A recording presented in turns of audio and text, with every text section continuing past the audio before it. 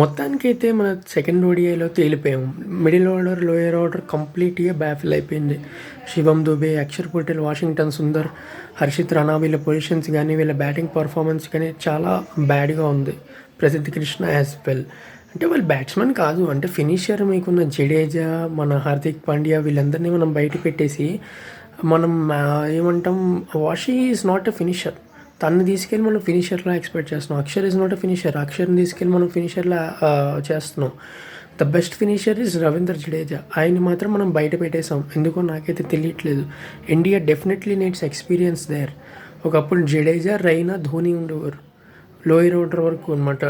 మామూలుగా ధోని ముందు వచ్చేవాడు, తర్వాత జడేజా వచ్చేవాడు, తర్వాత రైనా వచ్చేవాడు. అలా మనం బ్యాలెన్స్ చేసుకునే వాళ్ళం. ఇప్పుడు ఆ బ్యాలెన్స్ అనేది లేదు టీంలో. That is really bad. ఇంకో సెకండ్ వచ్చేసి రోహిత్ శర్మ రిటైర్ అది ఇది అంటున్నారు. రోహిత్ శర్మ 30 runs కొట్టాడు, మనం మంచి ఫామ్లో ఉన్నాడు. బ్యాడ్ లక్ అది, unfortunate. Even for Virat Kohli also అంత ఈజీగా తను పడిపోయే వికెట్ కాదు. ఎందుకంటే మంచి వికెట్, బాగా అలవాటు పడ్డాడు, హ్యాబిట్యూట్ అయ్యాడు ఆ వికెట్కి. అయినా కూడా ప్రాబ్లం అయిందే, బ్యాడ్ లక్ అని చెప్పాలి. బట్ రోహిత్ శర్మ, విరాట్ కోహ్లీ వెళ్ళిపోతే మాత్రం డెఫినెట్గా ఇది మేనేజ్మెంట్ది అండ్ కోచింగ్ చాలా చాలా చాలా బ్యాడ్గా ఉందని చెప్పాలి. Simple as it. గంభీర్ ఎంత తొందరగా డామినేట్ చేసేస్తే అంత బాగుంటుంది క్రికెట్ టీమ్కి. ఇక్కడ కోచ్ ఏం చేయగలుగుతావు, అది ఏం చేయగలడు కాదు. ప్లేయర్ని బ్యాక్ చేయాల్సింది కోచ్. ప్లేయర్ గురించి సెలెక్టర్స్తో మాట్లాడాల్సింది కోచ్. ఒక ప్లేయర్నే బ్యాక్ చేయలేనప్పుడు ఇంకేం చేయగలుగుతాడు కోచ్ చేయండి. నాకైతే డెఫినెట్గా చాలా డౌట్స్ ఉన్నాయి గంభీర్ మీద. అండ్ మన బౌలింగ్ కూడా చాలా యావరేజ్గా ఉంది.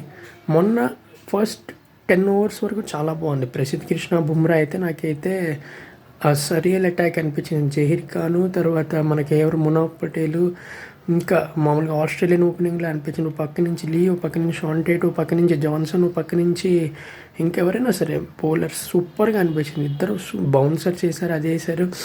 తర్వాత బ్రూక్స్ కానీ, తర్వాత దకెట్ కానీ చాలా చీప్గా అవుట్ అయిపోయారు. But as usual Joe Root ఎవరైతే ఉన్నారో తన టెక్నిక్ కానీ, తన స్టామినా కానీ, తన డిటర్మినేషన్కి కానీ ఆయన ఎలా ఆడుతారో అలాగే ఆడాడు.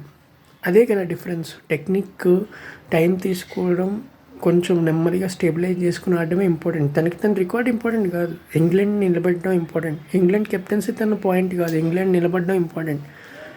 అలాంటి ప్లేయర్స్ ఉన్నప్పుడు చాలా చాలా డిఫరెన్సెస్ ఉంటాయి టీంలో కూడా. అట్మాస్ఫియర్ మారిపోద్ది.